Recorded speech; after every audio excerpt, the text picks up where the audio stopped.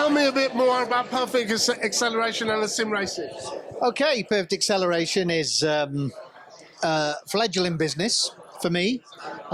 We're set up primarily to sell, build custom rigs and provide custom rigs to people, but also provide e-racing series, e-championships for people. We're very fortunate at the moment to have 2 up-and-coming E-Series with Ginetta and Junior Saloon Cars, which we've already got a very strong entry for. Both of those series are based around the junior entry, because I have a passion, having been a father who's brought up a son through racing, to help juniors and get them into racing, and sim racing is a very good place for people to start. We're also seeing a huge uplift in E-Series competition. It's now getting to the point where large manufacturers and sponsors are wanting to be involved because they're seeing the value in it. And some of the prizes on some of the global events are actually fantastically valuable, i.e. a drive in a Formula car. Some of the prizes we've got coming up and coming will value in excess of £4,000 in prize money, which for a junior under 17 is a huge chunk of money, and will hopefully help them on the way to get in there.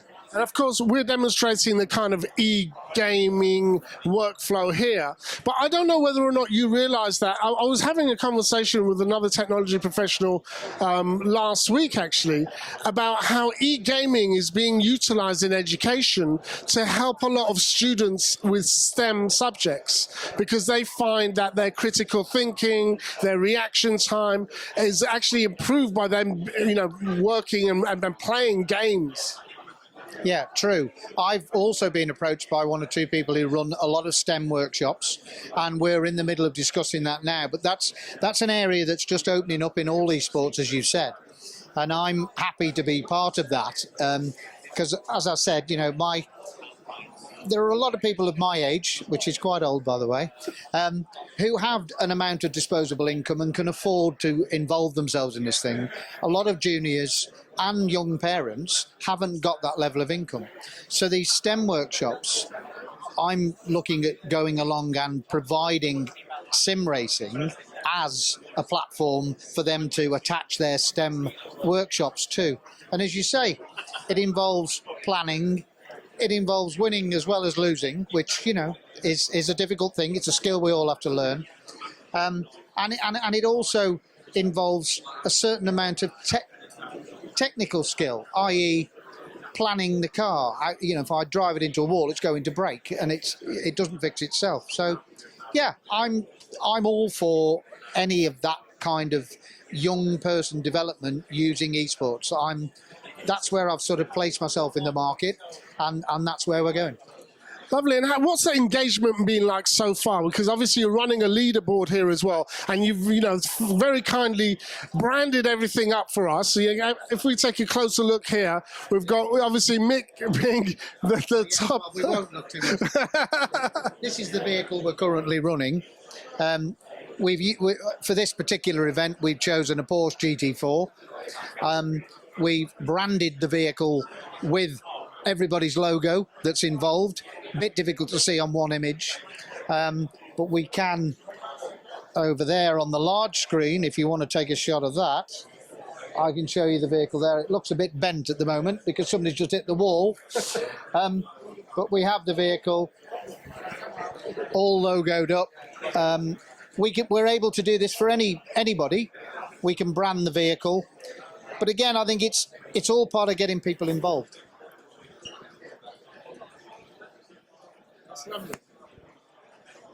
Mick, thank you so much. And finally, with regard to what we're talking about, AVoverIP, how much of that, in terms of the workflow, do you actually utilize? Because one of the things when we were having that discussion is that many people don't know that you are actually a system integrator in a previous life. In a previous life, I was a system integrator. Yes, I was. Not necessarily on the commercial world, but in residential. And that brings its own set of challenges. And AVoverIP is an emerging technology. I know it's been around a number of years, but it's been very niche, very specialised. And from personal experience, I always knew that PoE devices would be the way the world goes, because from an installer's point of view, a single cable point to point is obviously much better than multiple cables. You've got less to go wrong. The devices, generally speaking, are easier to program, easier to distribute, and because it's on an IP-based network, you've got almost infinite expandability.